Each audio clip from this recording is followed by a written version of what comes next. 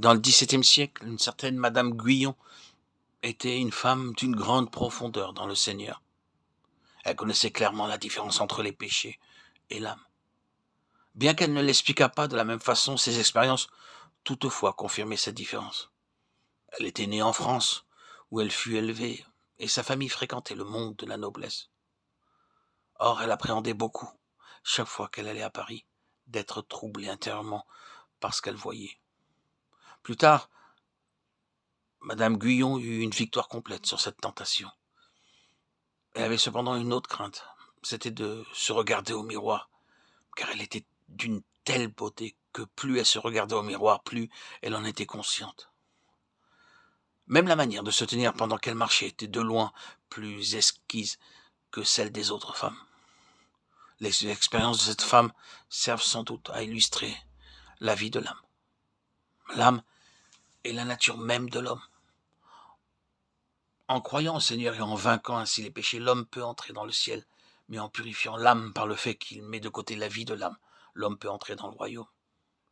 La raison pour laquelle Dieu ne veut pas que nous nous habillions trop à la mode, que nous mangions trop délicatement ou que nous nous habitions trop luxueusement dans cet âge, c'est pour que nous ne soyons pas contaminés par le monde, parce que toutes ces choses ont été corrompues par lui. Qu'il est facile pour nous d'entrer dans le moule de ce monde à travers la façon de nous habiller, de manger ou de vivre. Mais quand viendra le royaume, nous pourrons apprécier plus pleinement la beauté de la nature, d'autant plus qu'elle ne produira en nous que davantage de louanges à Dieu pour sa puissance créatrice. Oui, en ce jour, nous pourrons même nous apprécier plus car nous réaliserons que ce que nous sommes devenus est le résultat du salut de Dieu.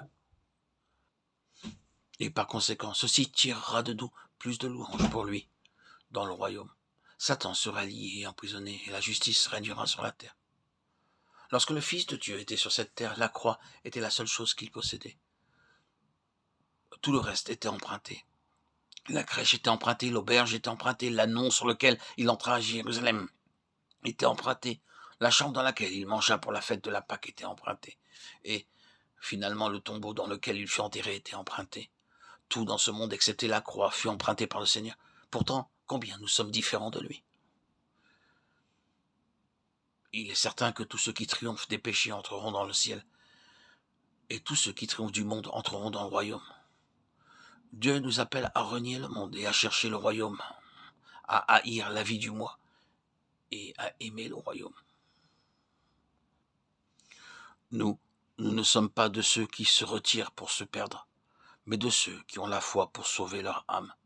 Hébreux 10, 39.